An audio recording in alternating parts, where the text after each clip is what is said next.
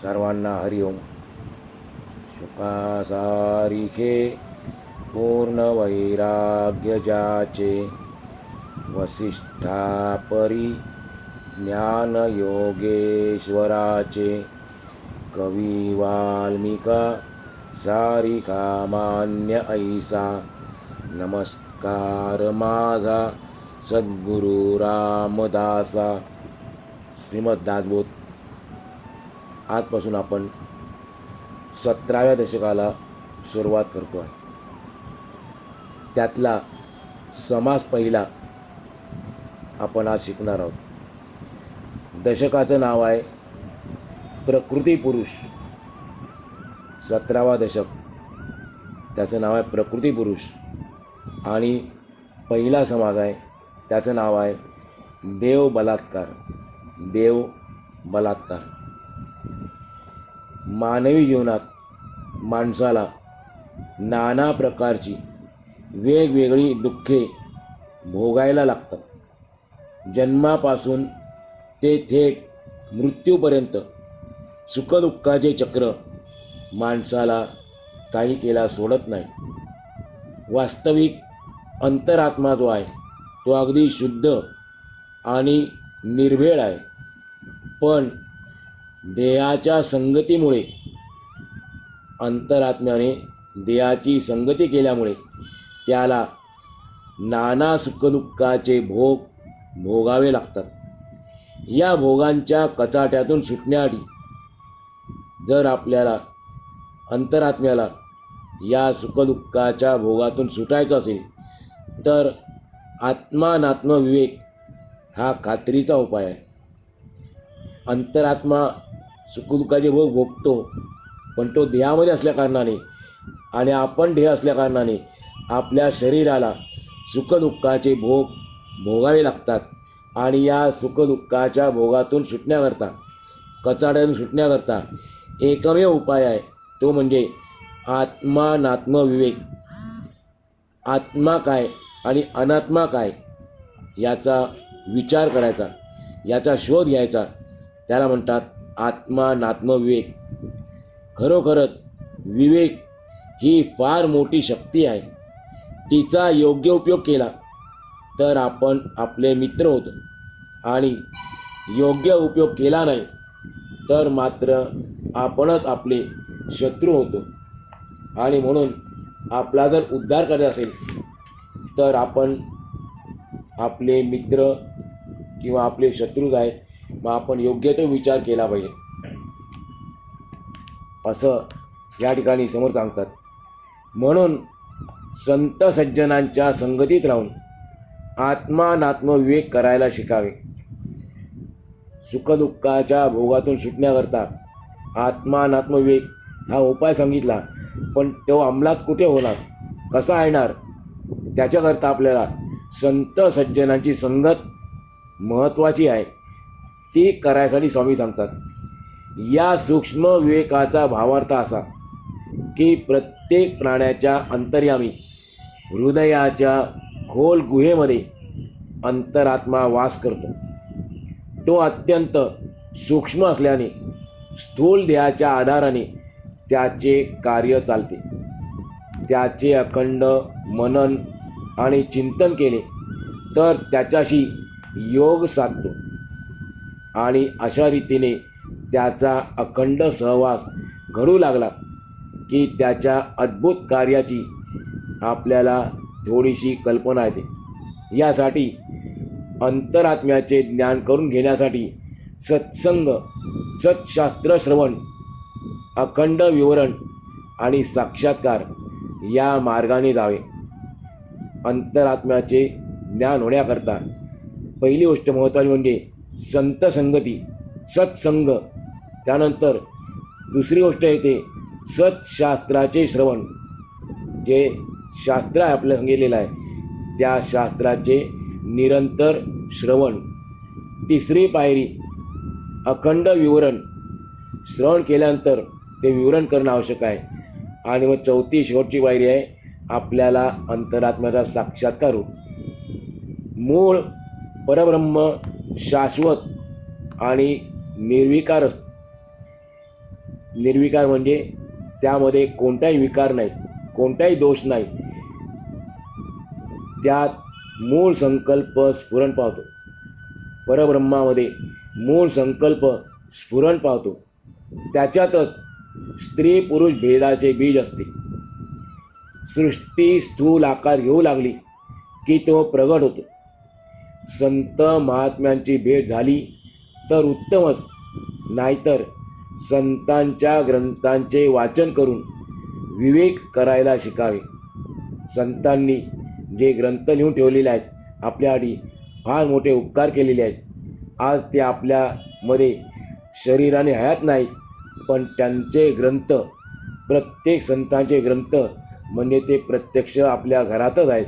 प्रत्येक संत ग्रंथाच्या रूपाने आपल्या घरातच आहे. म्हणून ते म्हटलेलं आहे, संत महात्मे भेट झाली तर उत्तमच आहे, परंतु संतांच्या ग्रंथाचं जरी आपण दर्शन घेतलं तरी आपल्याला फार मोठा लाभ होतो. आणि जर आपण वाचन केलं तर आपल्याला विवेक करता येतो. संतांच्या ग्रंथांचे वाचन करून समोर सांगतात, विवेक करायला शिकावे. स्थूलाचे मूळ वासनेमध्ये असते. स्थूलाचे मूळ वासनेमध्ये असते, इच्छेमध्ये असते, पण ती वासना सूक्ष्म असल्याने दिसत नाही. आपण स्थूल शरीराने आहोत, पण आपल्या वासना ज्या आहेत त्या वासना अत्यंत सूक्ष्म आहे आणि वासना दिसत नाही. खरं तर तीच आत्मज्ञानाच्या आड येते. आपल्याला भगवंताच्या प्राप्तीमध्ये जर कोणी आडवं येत असेल तर ती म्हणजे वासना. तो पडदा आहे भगवंताच्यामध्ये आणि आपल्यामध्ये.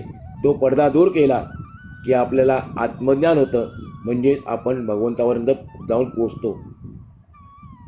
या जगात सर्वात पवित्र मानलेलं आहे ज्ञानाला. भगवंतही सांगतात गीतेमध्ये की ज्ञानासारखी पवित्र या जगात कोणती गोष्ट नाही. नहि ज्ञानेन सदृशम पवित्रमिह विद्यते. चौथ्या अध्यायामध्ये भगवान सांगतात अर्जुनाला की या जगामध्ये ज्ञानासारखी पवित्र गोष्ट कोणती नाही. सर्व प्रकारचं ज्ञान उत्तम आहे, पण सर्वात श्रेष्ठ ज्ञान कोणतं असेल तर ते म्हणजे आत्मज्ञान आहे. या जगात आत्मज्ञानच सर्वश्रेष्ठ आहे. इतर ग्रंथांच्या वाचनाने ज्ञान होतं, पण त्या ज्ञानाने आपला उद्धार होईल असं सांगता येत नाही. पण आत्मज्ञान झालं म्हणजे आपण स्वतःला ओळखलो, मी कोण आहे याची ओळख पटली, आत्मा कोण आहे आणि मी कोण आहे याचं ज्ञान झालं किंवा आपल्याला भगवंताची प्राप्ती झाली यात शंकाच नाही. म्हणून आत्मज्ञानच सर्वश्रेष्ठ आहे. सगळे थोर पुरुष महात्मे आत्मशोध करीत जगले. अंतरात्म्याचा शोध कसा करावा हे त्यांनी आपल्या आपल्या ग्रंथांतून सांगून ठेवले आहे. त्या सांगण्याच्या आधारे आपण आत्म्याचा शोध घ्यावा आणि शोध संपल्यानंतर ग्रंथ वाचन थांबवावे. ग्रंथ वाचायचे, आपल्या ज्ञान होणार, पण ते कुठून वाचायचे? त्या ग्रंथाच्या आधारे, ग्रंथाने सांगितल्याप्रमाणे आपण आत्मा शोधावा आणि शोध संपला आपला, आत्म्याची ओळख झाली की मग ग्रंथ वाचन थांबवावे. आपण स्वतः अनुभव घेऊनच जगाला आत्म्याबद्दल सांगावे, नाहीतर फार गोंधळ होतो. जर आपल्याला अनुभव आला नाही आणि आपण सांगलो जगाला आत्म्याबद्दल तर गोंधळ होतो. आपल्या अंतरंगात 24 तास निरंतर अजपा जप सुरू आहे.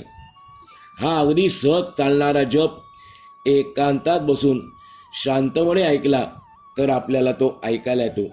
अजपा जप काय आहे? समर्थ सांगतात, साधकाने सहजपणे साधना करण्यास शिकावे. आपल्याकडून साधना सहजपणे घडली पाहिजे. जबरदस्तीने ओढाताण करून तशी साधना करायची नाही. साधना सहजपणे घडली पाहिजे. साधकाने अगदी सहज आत्मचिंतन करावे. देहाभिमान सोडून देणारे लोकच खऱ्या अर्थाने धन्य आहेत. कोणाला धन्यता दिली? ज्यांनी देहबुद्धीचा त्याग केला, देहाभिमानाचा त्याग केला, समर्थ त्यांना धन्यता देतात. पिंडाचे 4, ब्रह्मांडाचे 4 असे एकंदर 8 देह सांगितले आहेत. सूक्ष्म देहाची 25 तत्वे आहेत. 4 देह, 4 अवस्था, 4 गुण इत्यादी 32 तत्वे आहेत.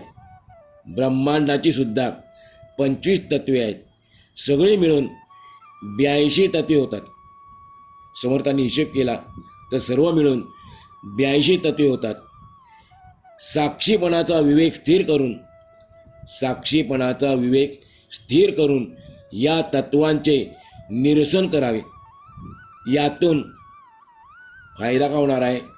त्यामुळे आपल्याला ज्ञान प्राप्त होईल, अज्ञान नाहीसे होईल आणि विज्ञान आपल्याला प्राप्त होईल. परब्रह्म हे अत्यंत उपाधिशून्य आहे. म्हणून असं म्हणतात, विषय लावलेला आहे परब्रह्माला, ते निरुपाधिक आहे. त्याला कोणती उपाधी नाही. ते सर्व दृश्याच्या पलीकडे आहे. या समासाचे नाव जर आपण ऐकलं असेल बारकाईने तर प्रश्न येईल, जरा विचित्र वाटेल, चमत्कारिक वाटेल, पण अध्यात्मशास्त्राच्या दृष्टीने ते नाव योग्य आहे. नाव लक्षात आलं का? समासाचं नाव आहे देव बलात्कार. तर समर्थ याचं उत्तर देतात, अध्यात्मशास्त्राच्या दृष्टीने हे नाव कसं बरोबर आहे. समर्थ माऊली पुन्हा पुन्हा सांगत आहेत की अंतरात्मा अतिशय सूक्ष्म आहे आणि आपला देह अत्यंत जड आहे. अंतरात्म्याला देव म्हटले तर देहाला त्याचे देऊळ म्हटले पाहिजे. अंतरात्मा खरोखरच सुखदुःखाचा स्पर्श न होणारा आणि केवळ साक्षीपणाने राहणारा, तसेच निर्दोषपणाने सर्वांना समान असणारा असा हा अंतरात्मा आहे. परंतु देहात राहायला आल्यानंतर देहाच्या संगतीने मूळचा संगरहित असलेला आत्मा, अंतरात्मा कसा आहे? मूळचा संगरहित आहे, पण देहाच्या संगतीत आल्याकारणाने तो संगसहित झाला. त्यामुळे त्याला सुखदुःखे जबरदस्तीने भोगावी लागतात. हाच तर देवावर झालेला बलात्कार आहे. या अंतरात्म्याला सुखदुःखाच्या पलीकडे आहे, तरी पण त्याला देहात आल्याकारणाने ती भोगावी लागतात.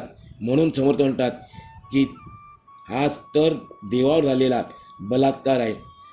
अंतरात्मारूपी देव देहरूपी देवालयात राहतो.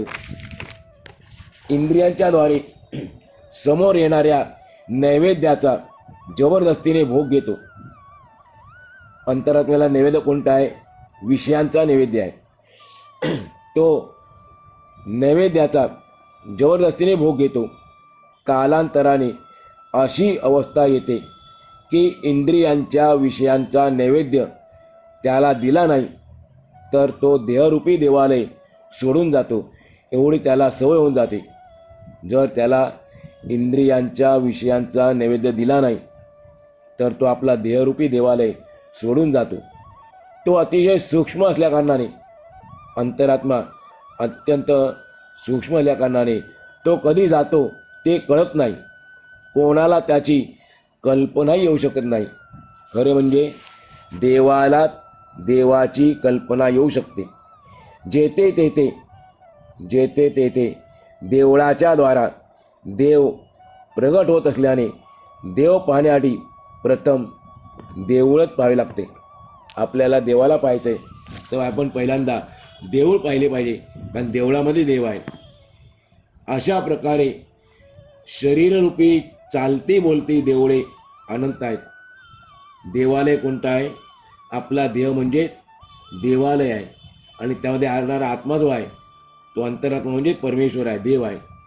तर आपली शरीरे म्हणजे चालती बोलती देवालय आहेत. अशी अनंत आहेत. त्यांच्या पुष्कळ तरा आहेत. काही देवळात सुख भरलेले आढळते.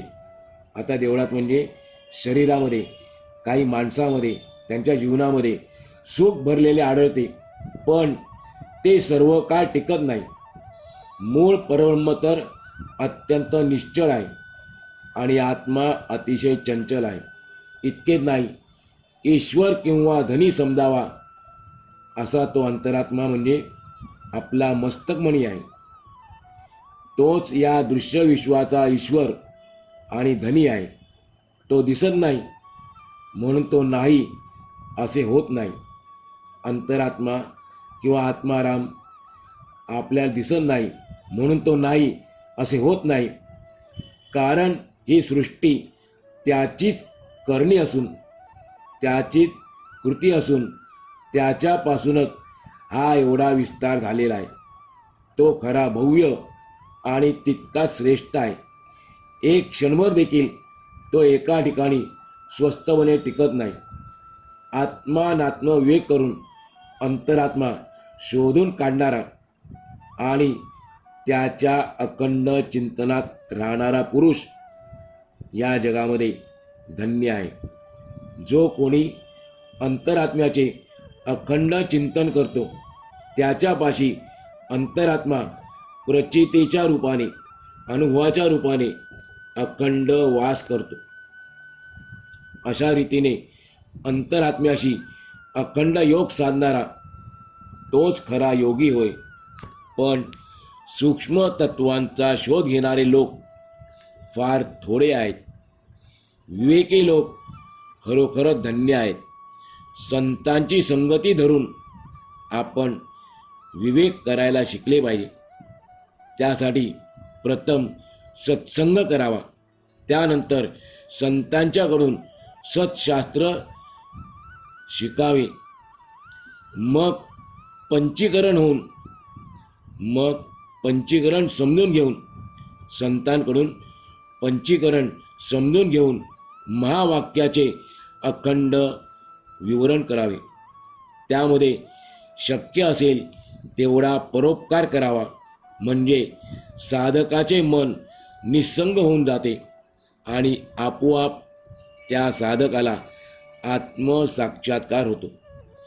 अशा सत्कीर्ते पुरुष म्हणजे परमेश्वराचे अंशज असतात आणि त्यांच्याच हातून या जगातील लोकांचा उद्धार होत असतो. समर्थ सांगतात, मूळ परब्रह्म हे निश्चळ आहे. त्यामध्ये जे स्फुरण होते त्याला आत्मासे म्हटलेले आहे. तो सर्वांपेक्षा श्रेष्ठ असल्याने त्याला परमात्मा म्हणतात. परम म्हणजे श्रेष्ठ. ज्या ज्या ठिकाणी तो शब्द आहे तो परम विशेषण आहे, त्याचा अर्थ श्रेष्ठ होतो. तो सर्वांपेक्षा श्रेष्ठ असल्याकारणाने त्याला परमात्मा म्हणतात. चैतन्य, साक्षी, ज्ञानात्मा, षड्गुणेश्वर ही त्याचीच नावे आहेत. तो सर्व जगाचा ईश्वर असल्याने त्याला जगदीश्वर असेही म्हणतात. त्याच्यापासूनच या अफाट सृष्टीचा विस्तार झालेला आहे.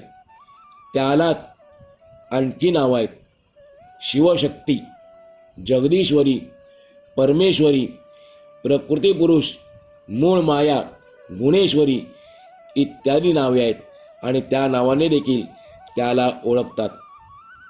त्यानंतर क्षेत्रज्ञ, द्रष्टा, कूटस्थ, साक्षी, सर्वलक्षी, अंतरात्मा, शुद्ध सत्व, महत्त्व यांची परीक्षा करून जो त्यांना जाणतो तोच जाणता साधू होय.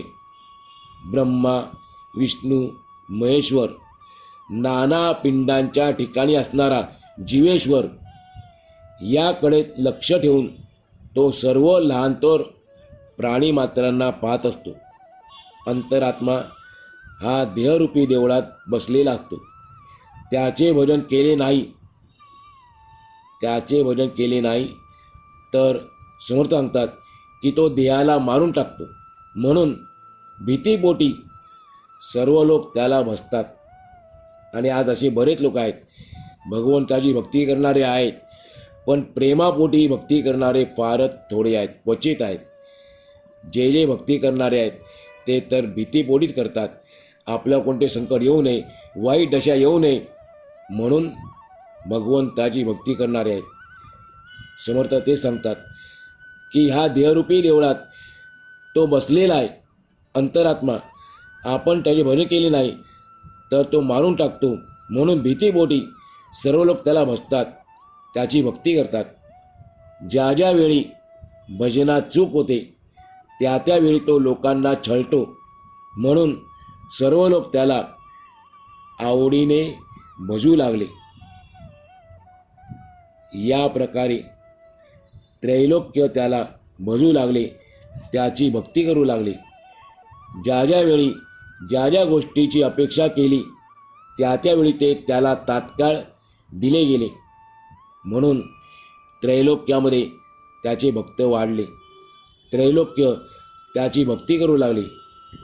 5 विषय भोगांचा नैवेद्य, पंचविषयांचा नैवेद्य हवा तेव्हा तयारच असतो, आणि असे जर केले नाही तर तात्काळ रोग होतो.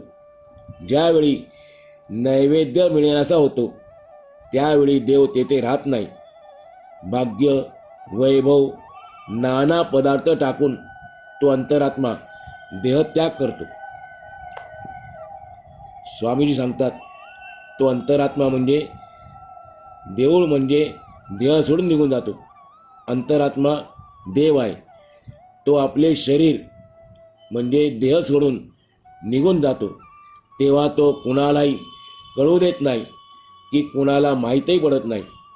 देवाशिवाय देवाचे रहस्य कुणाला बरे कळणार आहे. देवाला पाहण्याकरता देवालयांचा शोध घ्यावा लागतो.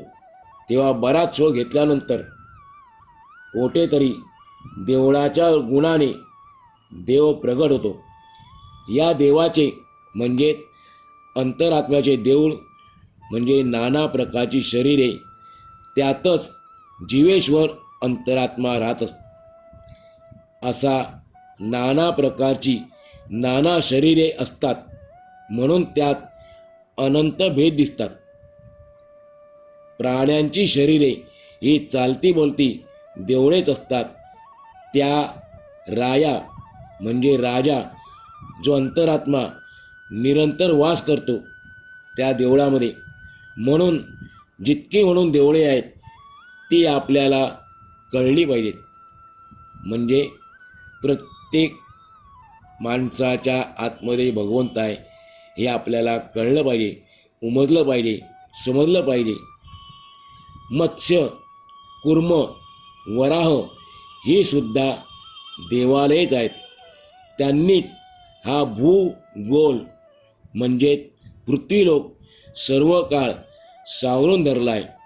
आपण जी नाव ऐकली मत्स्य, कुर्म, वराह हे भगवंताचे पहिले 3 अवतार, पण समर्थ म्हणतात ही सुद्धा भगवंताचं निवासस्थान आहे, देवालयच आहेत.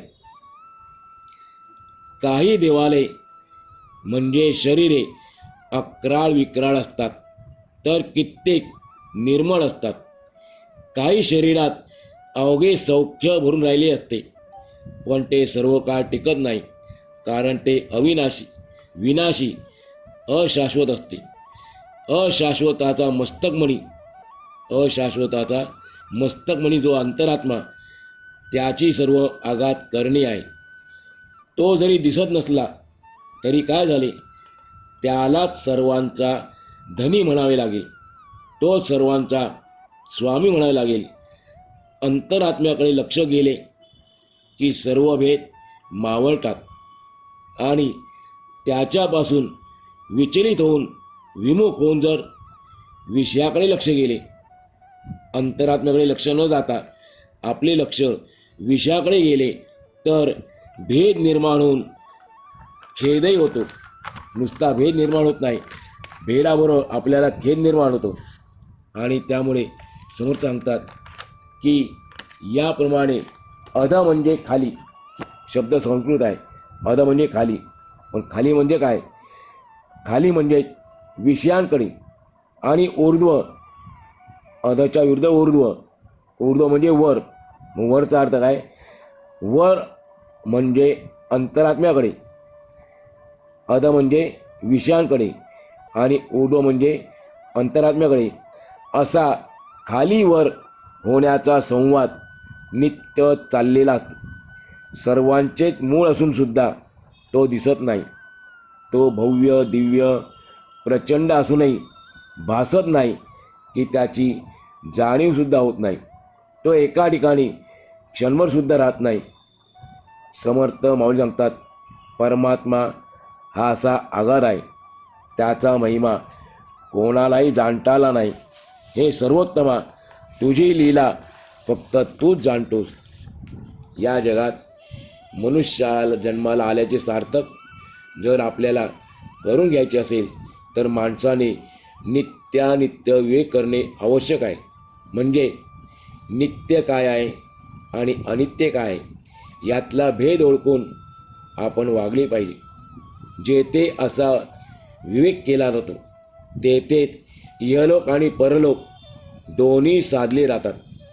जे लोक मननशील असतात त्यांच्यापाशी देव रात्रंदिवस अखंड असतो. त्यांच्या पूर्व पुण्याईला तोड नाही असे दिसून येते. अखंड आत्मानुसंधान असल्यामुळे त्यांना योगी असे म्हणतात आणि जेथे आत्मानुसंधान नाही ते वियोगी असे म्हणतात. परंतु वियोगी पुरुषसुद्धा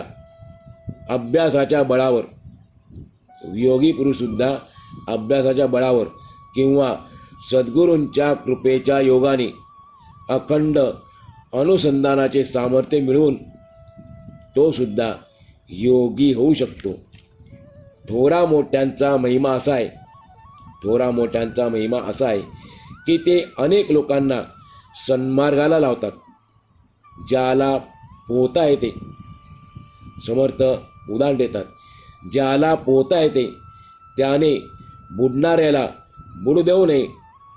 आणि हे कार्य थोर महापुरुष करतात, साधू संत करतात आणि त्यासाठी ते या जगात आलेले असतात. बुडणारे असतात या भवसागरात. ते पाहिल्यानंतर त्यांच्या मनात कारुण्य निर्मावते, दयाभाव निर्मावतो आणि म्हणून ते येतात जगामध्ये. नाहीतर त्यांना याची आवश्यकता नसते. बुडतही जन न देखय डोळा, येतो कळवळा म्हणून यासाठीच संतांचे अवतार असतात. ते आपल्याला बुडू देत नाही. सूक्ष्म स्थूलाचा विवेक, तत्वझाडा म्हणजे तत्वाने तत्वाचे निरसन, ब्रह्मपिंडाचा निवाडा इत्यादी ज्ञान असून ज्याला याची प्रचितीसुद्धा आलेली आहे, अनुभव आलेला आहे, असा माणूस या पृथ्वी तलावर क्वचितच आढळतो.